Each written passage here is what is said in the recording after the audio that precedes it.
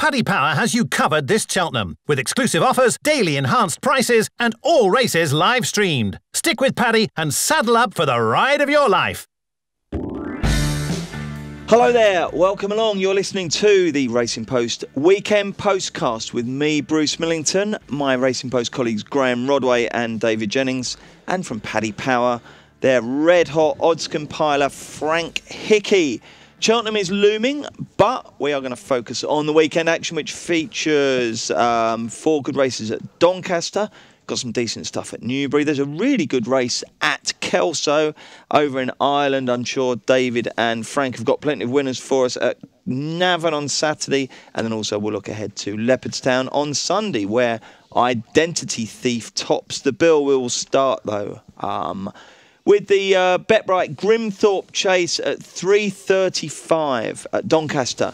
Incredibly, only 7 races. Owners do not want to run their horses in any race if it's not at the Cheltenham Festival. So there you go. That's what we've got. It's nice and wide open. Not much each way action with a 1/4 to 2. But Paddy Power are betting as follows, Frank. Definitely Red is our favourite at 11-4. The Last Samurai 7-2. Yala Enki 4-1. Looking Well 5-1. Sego Success 7-1. Wakanda's 10-1. And Vivaldi Calanche the outsider 12-1. And where's the Last Samurai for the National this year, Frank? I tell you, he's right up there, isn't he? Second last year, obviously. Yeah, he's up a little bit in the weights, isn't he? I think he is. Yeah. While Frank is getting a price, 14-1. 14-1. Second favourite behind Ville en Rouge. Okay. Does he float your boat for the National, and does he float your boat for this, Graham Rodway? Yeah, he's interesting for the National, isn't he? I mean, he ran a cracker last year. I always thought jumping was a bit of an issue with him early in his career. He was a little bit slow, but you could hardly say that towards the end of last season. I mean, flew around Aintree.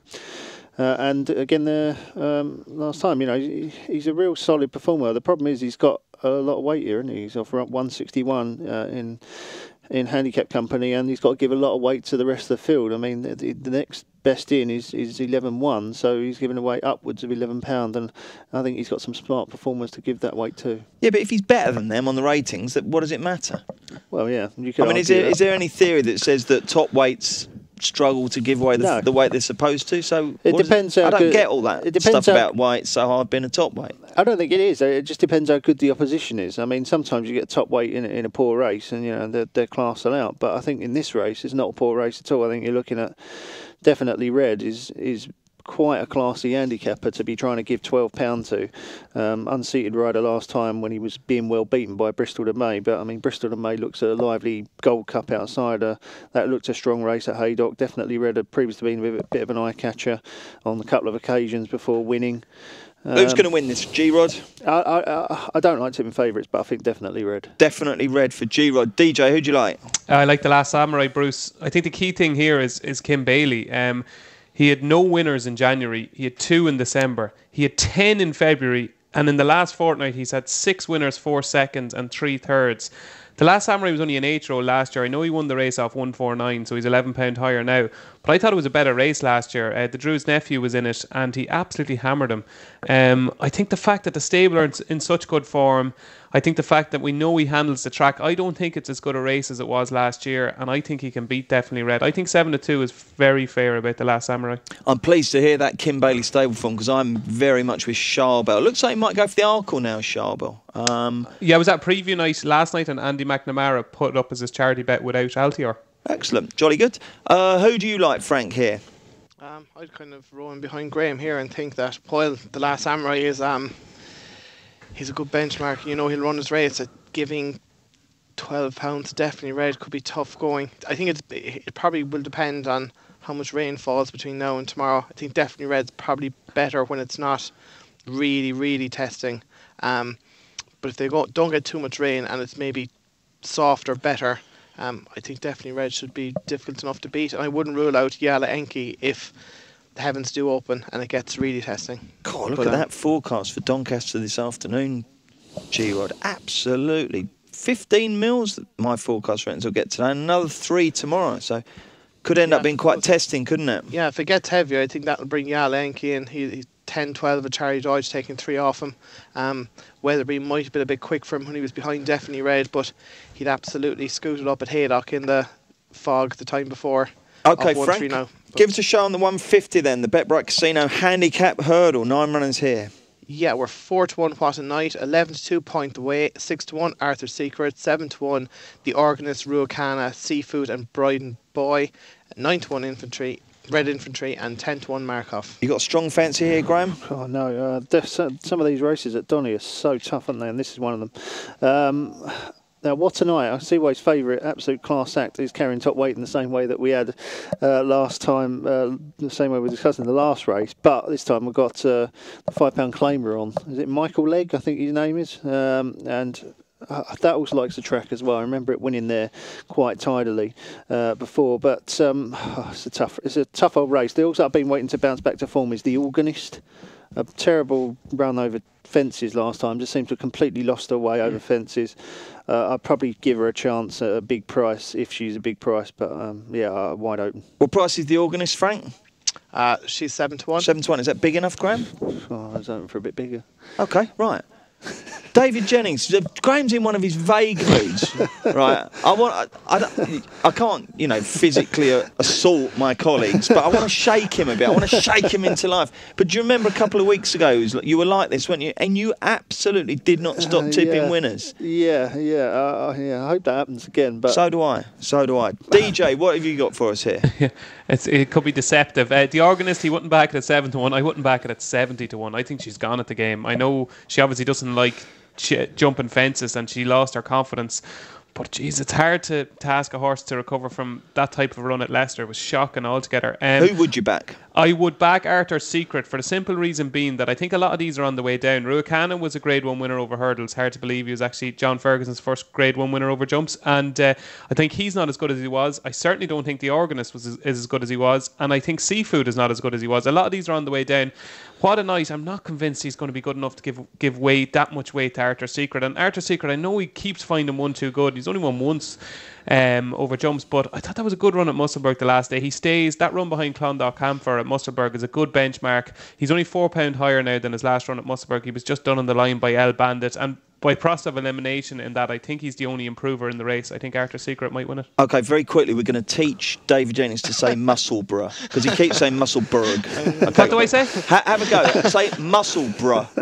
Is it like, I think we did this before, is it like Middlesbrough? Yeah, exactly. Okay, so Musselburgh. That's it, perfect. Well done. What did I say? Musselburgh. Musselburgh. You had it in Russia or somewhere. Musselburgh.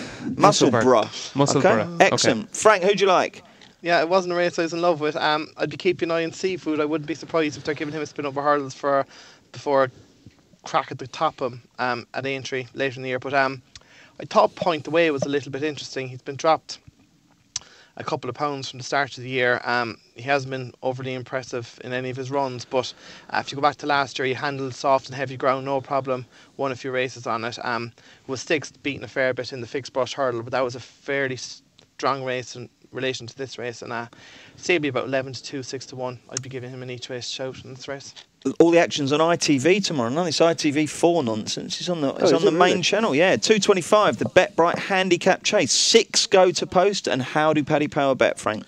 We are 9-4 San Benedetto, 7-2 The Grey Taylor, 5-1 Cat Gary, 11-2 Bright New Dawn, 11-2 Workbench, and 7-1 Theatre Flame. How are your confidence levels on this one? Another horrible race from a punting perspective as far as I'm concerned. Come on, Morrissey. God's sake. As soon as I looked at the race, just clicked it straight open. It's just like, the Grey Taylor. The Grey Taylor. As soon as just one look at the race, that was my initial, no, and then I went through the field and I thought, the Grey Taylor's not really been running that well. But then I found reasons not to back everything else, so I'm going to stick with the Grey Taylor. The Grey Taylor. Is that good enough reason? Yeah, it is. Good. It is. Yeah, just the late Graham Taylor. Do you remember when he had that spat with Rob Shepherd in the documentary? Come, raise yourself, Graham. Come on, man. This is entertainment. This is showbiz. David Jennings, you get it. Who wins this? I got there in another way, but I fancied the Grey Taylor. I didn't do Graham's look and find the name that I like. But it's funny. The Grey Taylor 4 starts ago ran in Musselburgh. Well, so beautifully said. Yeah. As Graham said, he's been disappointing, but he was rated 136 in his first handicap over fence. He's down to 131 now. He actually didn't run half as bad. If you didn't see the race and you just saw the form line, you'll see 7th of 10 beaten 9.5 lengths by Lord Wishes at Wetherby in October. But if you actually watch the race again, it was only in the last about 200 yards that he actually got passed by a couple of horses. He was only beaten 9.5 lengths. I thought he was value for finishing maybe third in that race. He's down £3 for that. Now, I know he hasn't ran since October, but he's gone well fresh in the past. And I think if he gets into a good rhythm under Danny Cook, I think the Grey Taylor could be very hard to beat. Oh, that's a little bit more convincing. What about you, Frank? I'd worry about a lot of them if the rain does come and it gets heavy, because San Benedetto definitely needs a good, or well, on the better side of soft anyway. Cat Gary, similar workbench, most of his form's on good ground. The Grey Taylor hasn't much form on soft or heavy. I'd probably chance either the top one or the bottom one, Bright New Dawn or Theatre Flame, and with Venetia's horses absolutely bombing at the moment, I might give a squeak to Bright New Dawn, even though he has to give weight away to them all. He should have no problem handling the ground. He'd have a squeak at 11-2. Okay, another 6-runner race, dog meeting. This Bet Bright Mares Novices Hurdle takes place at 3 o'clock. Who's fave here, Frank? Happy Divas are 11-10 favourite. Last but not least, 3-1, Taw's 11-2. Brabant Tower 7-1, Naranja 8-1, and 6-1 Avitas. I'm going to stick with you, Frank, now, because I just can't bear going to Graham. And, oh God, I haven't got a bloody clue on this one. Come on, who do you like, Frank? Well, Happy Diva's been running well, but you worry that she's had 2 hard races in a month at Donny in the River Don, where she was 4th to Constantine Bay. And no Hasselhoff, and then she ran at Sandown 2 weeks ago behind Colin's sister, where she was fairly well put in her place. I think, they were 2 tough races in 4 weeks, and I think she might be a small bit vulnerable here up to 3 miles again. That last but not least of Donald McCain's was very impressive at Carlisle. Now, it was only over just under 2.5 miles, but it put which one is which in its place, absolutely thrashed it. She could be progressive. I think the step up to 3 miles will suit, and she'll have no problem if the ground gets really testing. I think she's a bit of value against the favourite here. Righty-ho, DJ? I'm going to tell you something now. I think last but not least, they'll go off favourite. There's a big difference between them at the moment, 11-10 and 3-1. I wouldn't be one bit surprised if last but not least goes off favourite, because if the rain does come, she's a mudlark. She wants 3 miles. She's stepping up from 2 mile 3 at Carlisle. I just think she absolutely loved the mud the day she beat Flora Moss at Hexham.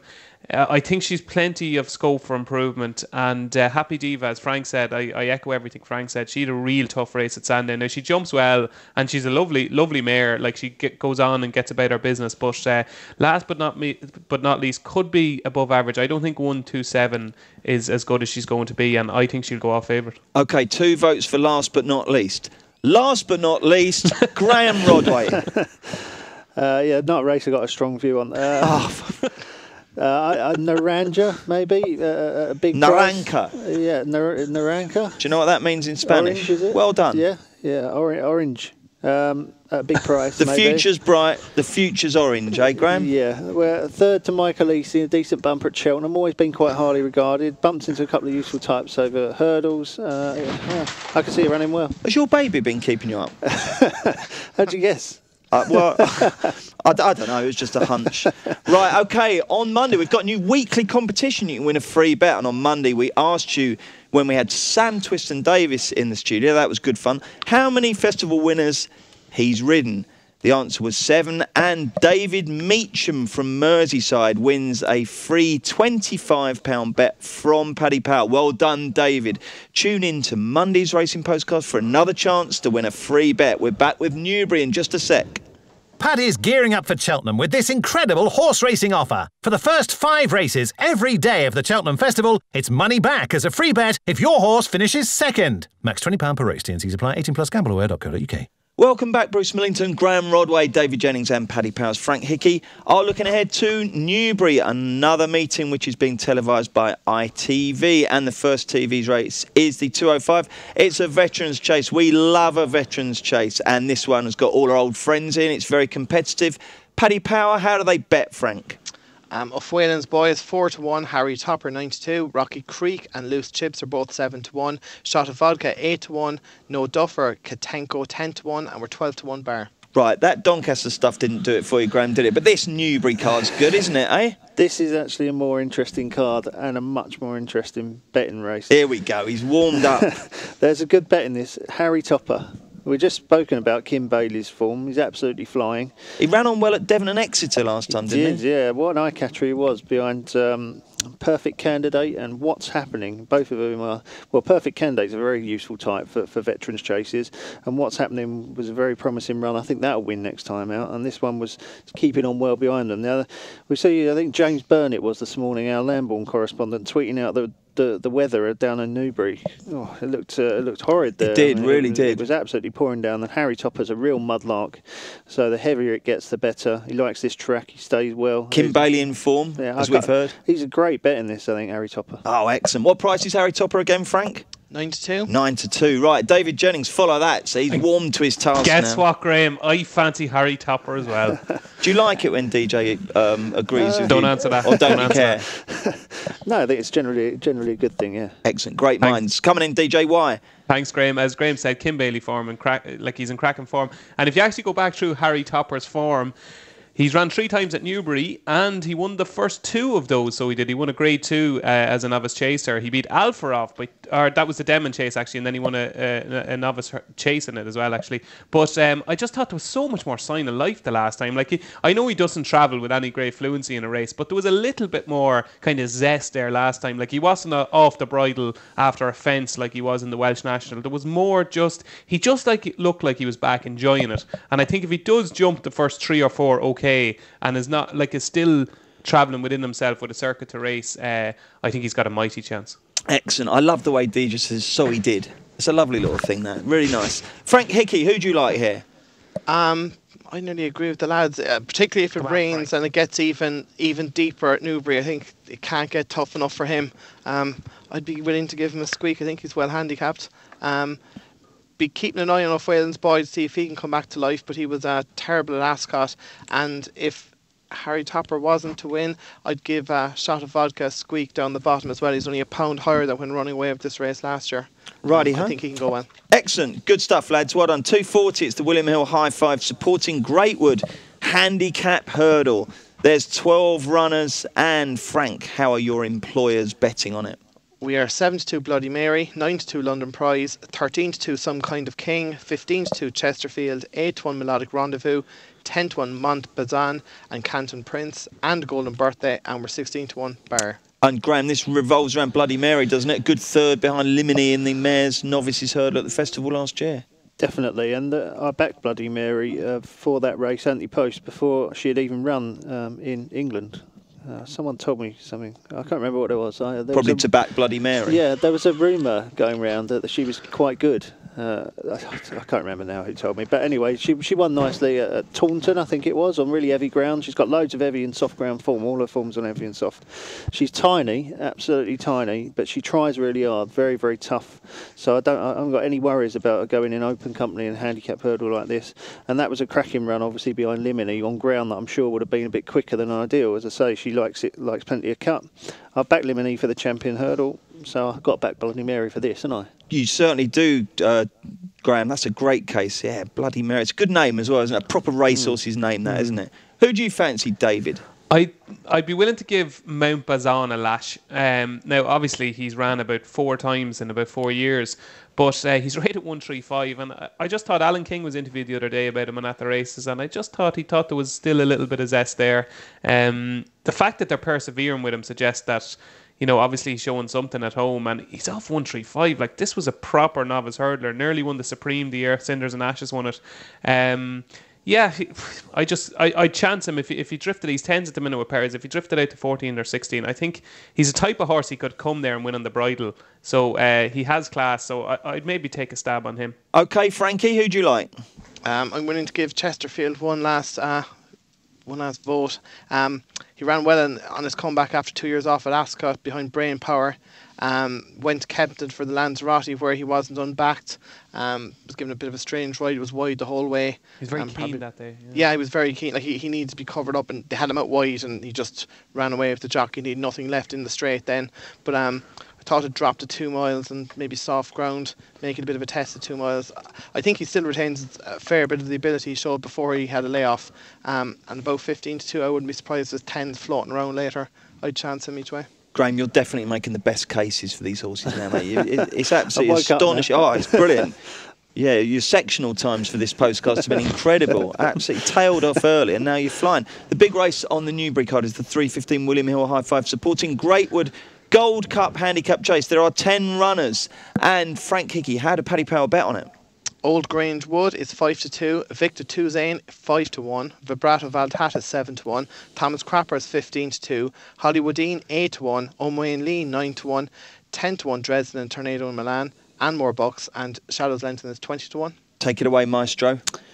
Yeah, this is a good race as well. Really interesting. I mean, Old Grangewood is a horse that has been on my radar for a long time, and he's finally starting to fulfil his potential. Very impressive last 2 starts, but this is up in class and up in weight. So bit too short for you, and he's a short price. I love the fact that he's in here because I fancy one against him. And you know, whenever you see Old Grangewood in a field like this, you just know he's going to be favourite because he's got that Dan Skelton sort of sexy profile. And I like Victor Tuzan against Old Grangewood. I mean, it was an absolutely cracking run last time out, Wincanton. First time out, looked in need the run, travelled well, just worried out of it towards the finish. The third, obviously, was Pilgrim's Bay, who, well, you could say bolted up, but he won, didn't he, at Kempton, and quite how much. Whether he had as much as it looked under the bonnet, who knows. But, still a big race. It's a big race, and it's a good form boost. I expect Victor Tuzan to come on for that run. The more testing it gets, the better for Venetia Williams, trained runner.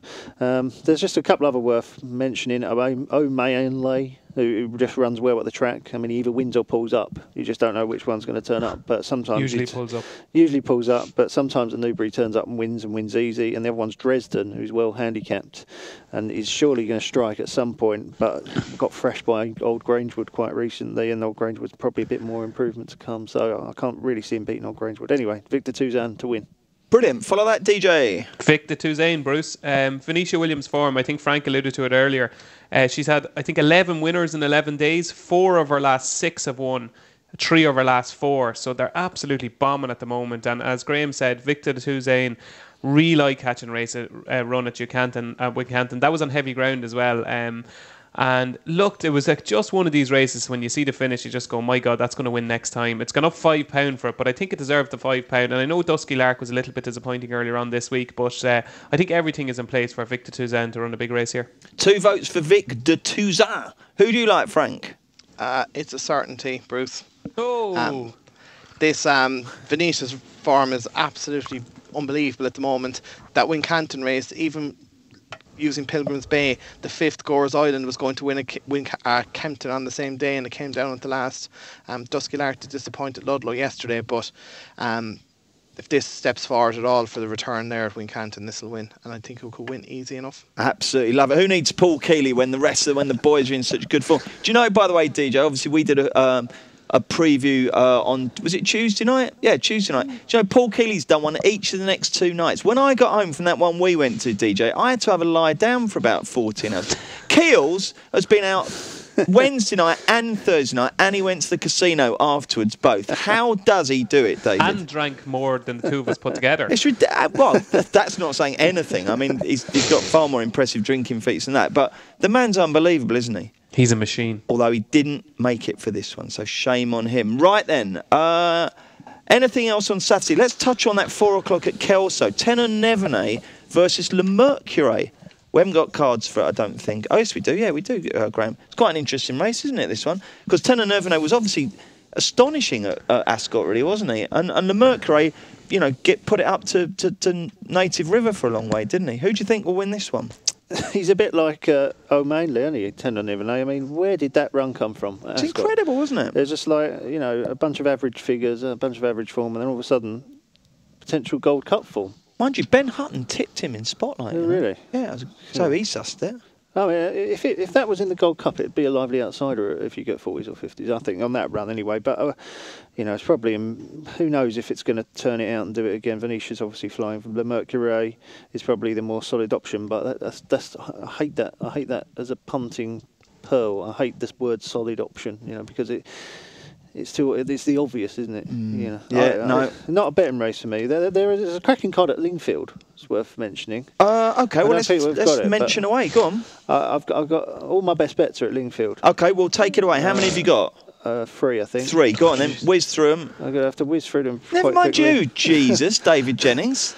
My target in the 235. You wait till we get to Navan. He'll be hogging that mic for about 10 minutes. 235 Lingfield, Graham. My target, 235, yeah, absolutely loves the track. It's got a bunch of ones by its name at the course. Now, this is a funny old track at Lingfield, I always think. I'm amazed they run the finals there because, to me, nothing ever... It's such a strange one. I can't explain, but...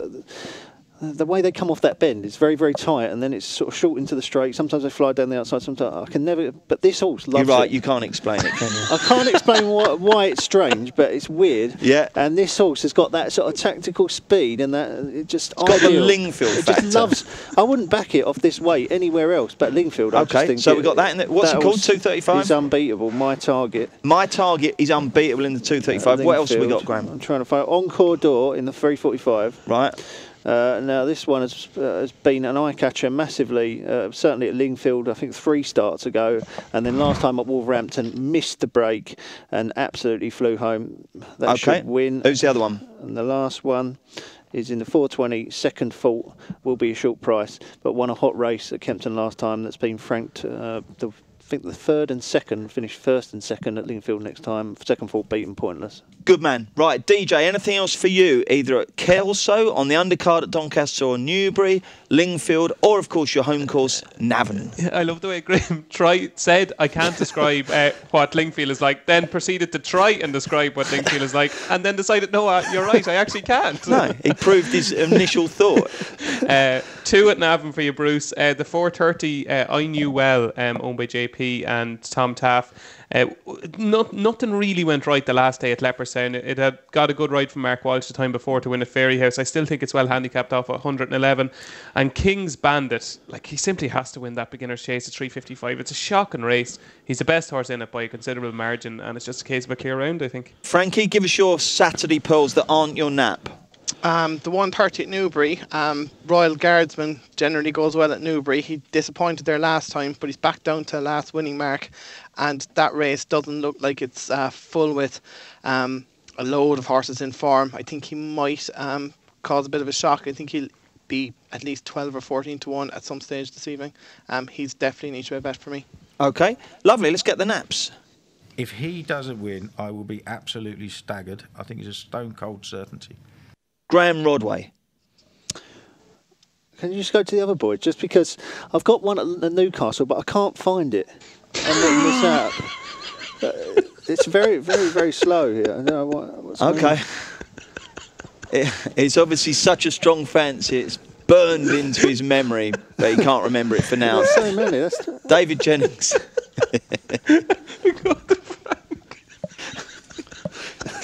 Go on, DJ. I go 425 Newbury Surabad. What's it called? Come on, we're having a Brian Johnson, Jonathan Agnew moment. 425 Newbury, Surabad, trained by Paul Nichols, ridden by Sean Bowen. I think this wins. Newbury's a track you need to jump well. He's a terrific jumper. Just had 2 miles. The last two was just a little bit too short. He's run over 2 mile 3 now. I'd imagine he'd be very hard to beat. Surabad, number 3 in the 425 at Newbury. Frank Hickey. 315 Newbury, Victor Tuzane. Okay. Wins. Have you found it yet? I can't find it. I can't remember its name, which is really. What are you looking on? I'm on it. Oh, right. We're finally loaded. This had better win, hadn't it? Can you imagine if this gets beat? Yeah. Well, I don't know what it is yet. No. Right. Come on. Right. Do you know which race it is yet? It's in the. Well, it's in that all-weather card at Newcastle. Yeah, it's at Newcastle. I'm sure it's run at Newcastle. Who trains it? Come on, Graham. This is getting ridiculous. Yeah, I got it. Sorry, right. It's in the first race. It's a bit early, I suppose. 5:45, called Fiance. Trained by William Haggis and ridden by Ben Curtis. Ben Curtis rides a lot of winners for William Haggis. And this was very impressive when winning at Chelmsford last time I was there. And it Well, in a really good pace.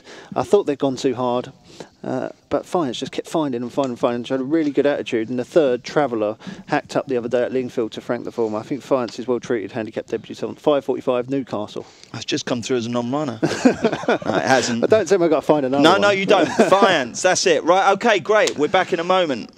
Paddy's gearing up for Cheltenham with this incredible horse racing offer. For the first 5 races every day of the Cheltenham Festival, it's money back as a free bet if your horse finishes second. Max £20 per race. T&Cs apply. 18 plus gambleware.co.uk. Hi there, you're listening to the Racing Postcast with Bruce Millington, Graham Rodway, David Jennings and Paddy Power's Frank Hickey. And we're looking ahead to Sunday's card at Leopardstown. And the big name horse on the card is Identity Thief. He meets the very exciting Great Field in the 340 at Leopardstown. And David Jennings, what do you think will happen? I'm a bit like Graham here. I don't really know. I think Identity Thief will probably win.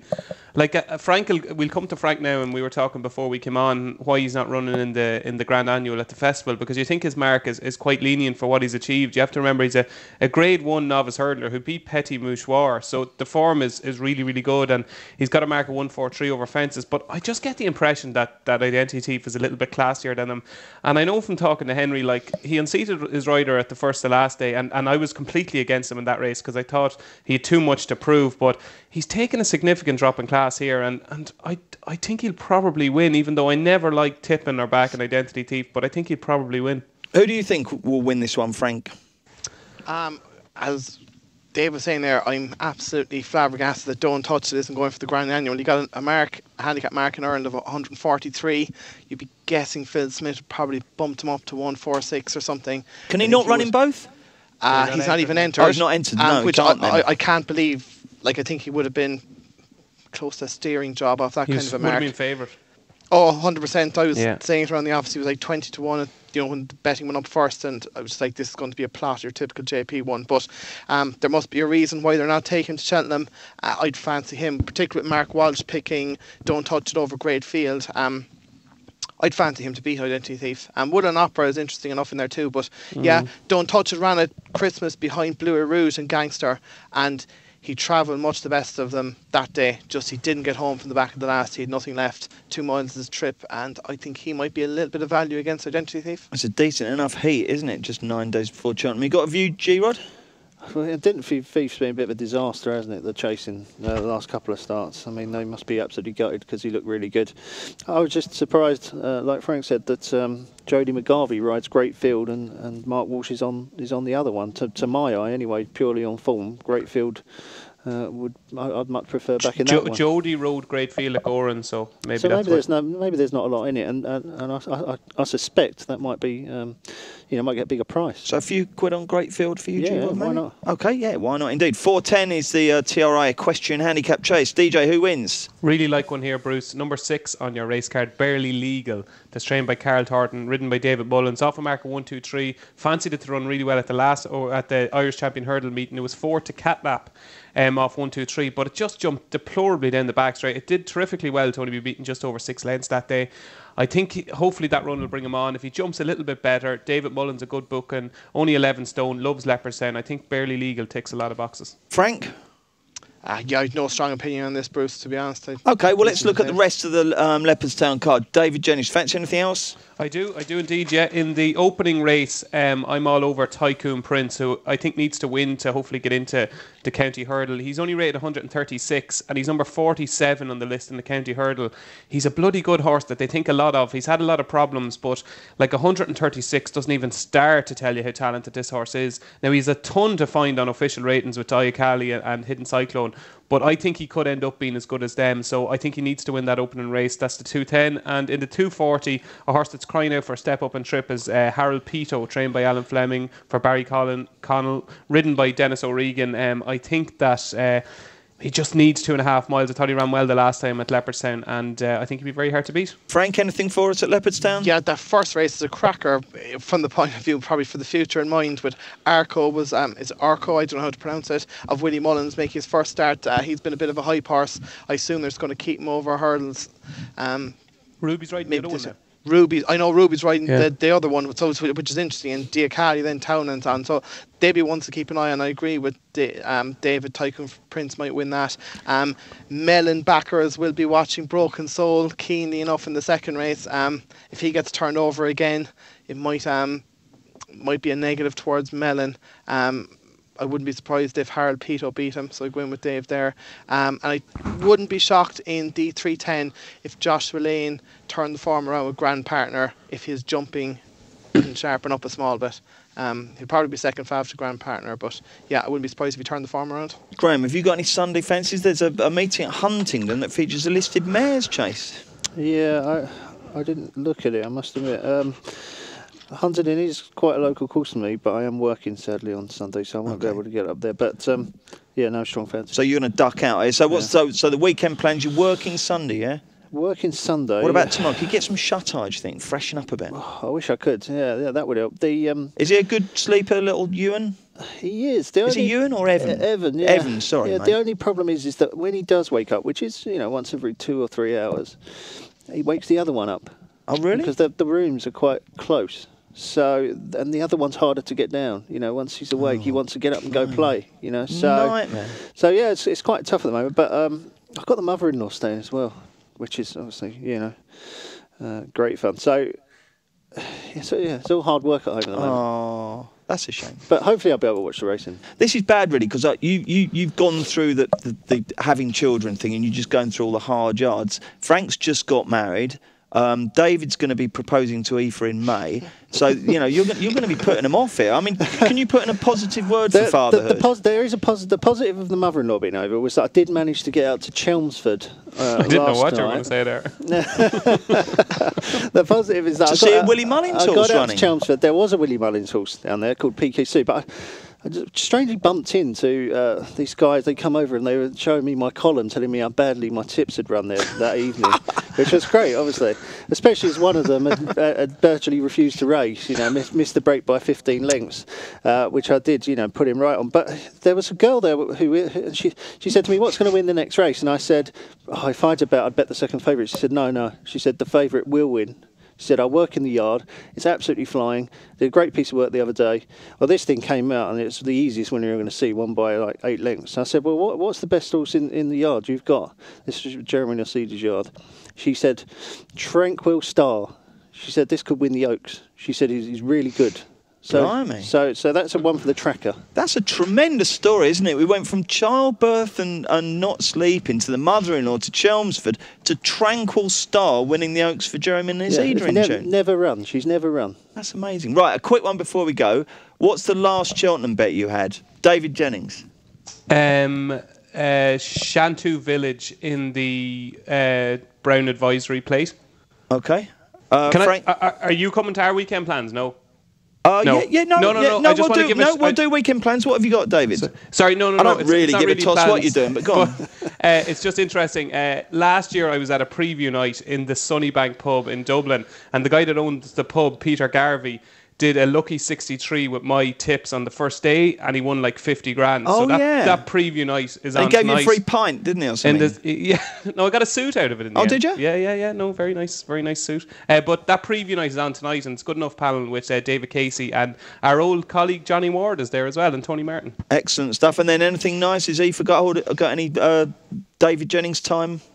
No, it's all. I've that preview night tonight, and then tomorrow night I've one in the Cross Guns pub in between Navan and Nobber after racing, and I'm working in Navan tomorrow, and I'm working in Leopardstown on Sunday, so it's all work. It's all go. What about you, Frank? I'm going to a stag in Limerick tomorrow. Oh yeah. What's Limerick like for a stag? Desperate.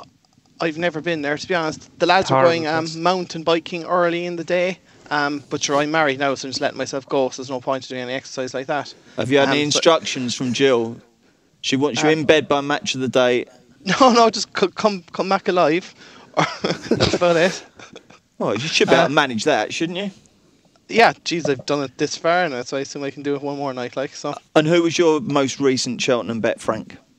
Geez, I haven't had one in a while. I will. I did one about 8 weeks ago. All right, who's your next one going to be? Yeah, I probably need to run down the shop now before this goes out, but Barney Dwan in the Pertemps is a ludicrous price at 33 to 1. Is he? Well, my Absolutely computer is mental near price. your betting shop, so I'm going to get straight on and kill the price. Graham, Yeah, it's just like when you're looking at To Be Fair is 6-1 5. No, that won't go off 6-1 a day, but Barry Dwan's £12 better off for the Warwick run and arguably could have beaten him that day. So yeah, he's a massive price. okay, and Frank, your most recent Cheltenham wager. No, Graham, sorry, mate, Graham. Limini for the champion hurdle. I Oh, don't see. no. It's drifting like mad now, isn't it? She has She- no chance. No, she will win. Yeah, she's absolute top class. I was so impressed with the way she won last time at. Thrashed Apples Jade. I could be wrong, but if Yeah, she wrong. runs, You're definitely wrong. if she runs and Ruby rides, she will not be anywhere near 6-1. She'll be almost favourite. Really? I think so. Do you know what? I was at a lunch on Monday and Nicky Henderson was there and he put up a very compelling case for my 10 or yours. And I actually backed my 10 or yours. I felt really bad about myself doing it because I was thinking, hang on, it's 2017. But he was adamant that it was going to run well. So Did he had too much? no, he hadn't because he does dry February. Does he He hadn't really? had a drink. Yeah. And he said, look, whatever happens, coming to the last, he will be bang there where he always is. Now, I don't know what's going to happen after that, but I've seen he's 33-1. I think it's a massive price. So there you go. All right, then, chaps, thank you very much for your expertise. Thank you for listening, and we're back on Monday to review the weekend. Get Cheltenham ready with Paddy Power's new and exclusive Cash Card Plus. Get instant access to your winnings straight from the ATM. You can get your money in less time than it takes for another horse to pull out of the festival. Paddy Power, you beauty!